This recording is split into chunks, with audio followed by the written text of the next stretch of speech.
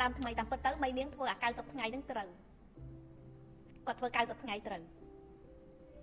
នៅពេលដែលគាត់ធ្វើ90ថ្ងៃបានសម្រាប់គាត់ដាក់ជុំទី1ជុំទី2ជុំទី3គឺត្រឡប់មកដេ1វិញដដែល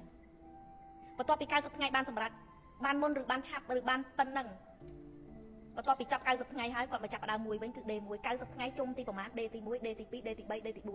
4នេះគឺជាការប្រាប់ពីច្បាប់នៃធម្មជាតិឲ្យខ្លួនយើងទទួលស្គាល់ថាអូនេះគោលដៅថ្មីជុំថ្មីខ្ញុំជឿថាមេរៀននេះបើសិនជាអ្នកណាប្រឹងស្ដាប់ដោយយកចិត្តទុកដាក់អ្នកនឹងអាចរីលីសអ្វីបានមួយហើយជីវិតអ្នកនឹងឃើញពលឹងអញ្ចឹង90ថ្ងៃជុំទី1ចាជុំទី2ជុំទី3ដេប្រមាណដេ1ជុំទី1ដេ5ជុំទី3ទី10ទី11រហូតអញ្ចឹងគឺរីលីសខ្លួនឯងមកចាប់ផ្ដើមថ្មីរហូតចាប់ផ្ដើមពីពាក្យថា1រហូតតែដល់ពេលមនុស្សយើងឡើងដល់ចំណុចដែលខ្ពស់ដែលមិនធ្លាប់ឡើងចា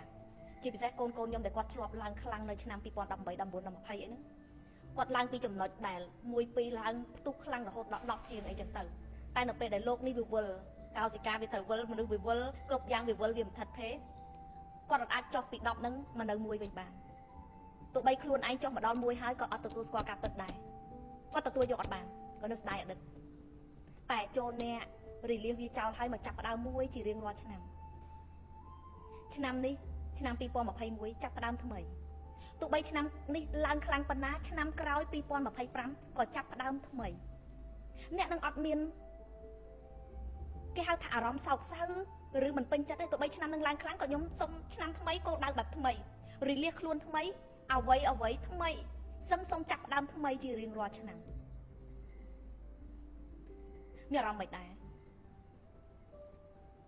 យើងនឹងភ្លេចអតីតយើងនឹងអត់មានអារម្មណ៍ថាស្ដាយអតីតទេ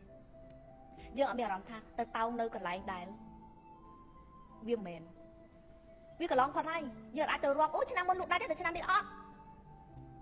ឆ្នាំមុនលក់ដាច់តែឆ្នាំនេះដាច់ជឿគ្រប់យ៉ាងបើចិត្តយើងនៅតែ strong យើងនៅតែជួបលទ្ធផលល្អជីវិតយើងនៅតែមានពន្លឺហើយពាក្យថាចាប់ផ្ដើមថ្មីរាងកាយមនុស្សចូលចិត្តអ្វីថ្មីអ្នកត្រូវយល់ពីខ្លួនយើងយល់ពីមនុស្សហើយយល់ពីខ្លួនឯងថាមនុស្សយើងអត់ចូលចិត្តភាពសាំដដែលអញ្ចឹងនៅពេលដែលអ្វីថ្មីនៅពេលដែលយើងធ្លាប់ទៅកន្លែងហ្នឹងទៅដែរទៅយូរស៊ាំត្រូវអត់តែនៅពេលដែលយើងបានទៅកន្លែងថ្មីដែលមិនធ្លាប់ទៅពឹបយើងមានអារម្មណ៍ស្រស់ស្រាយមានអារម្មណ៍ថាមានកម្លាំងកំហែងនឹងចង់ស្រូបចង់មើលបរិយាកាសសាក់កន្លែងហ្នឹងទៅតែ 4-5 ដងទៀតមើលគឺលេងចង់ទៅមកវាចាំជែវានិយាយថាវាចំដែរវាសំដែរវាស៊ាំមនុស្សដូចគ្នាយើងឡើងតែគិតថាចេះពីប៉ុណ្ណេះឡើងទៅចេះមិនកើត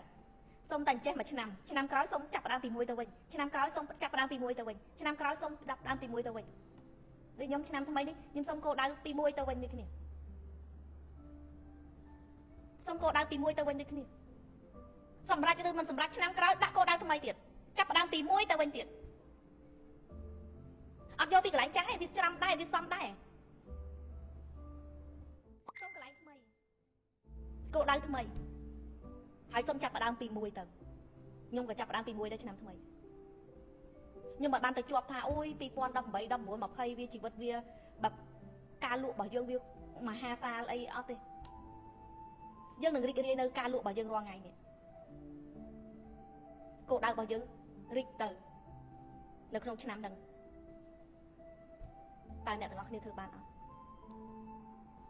ចង់ចាប់ផ្ដើមថ្មីអត់សូមឲ្យអ្នកទាំងអស់គ្នាសម្រេចចិត្តចាប់ផ្ដើមថ្មីឆ្នាំថ្មីអ្វីថ្មីលទ្ធផលថ្មីរឿងដែលចាស់កន្លងផុតទៅកុំលើកមកនិយាយរត់តែល្អសូមនិយាយតែរឿងល្អរឿងថ្មីនិងអនាគតថ្មីដែលកំពុងតែមកដល់តើនេះចាធ្វើបានអត់អ្នកនឹងមានអារម្មណ៍ថាជ្រះថ្លាស្រស់ថ្លាឡើងវិញអ្នកនឹងមានអារម្មណ៍មានកម្លាំងចិត្តឡើងវិញព្រោះអីខ្ញុំចាប់ផ្ដើមពី1ខ្ញុំអត់មានអីយកទៅប្រៀបធៀបទេអញ្ចឹងយើងត្រូវចាំថាគោលដៅយើងមួយឆ្នាំមានម្ដង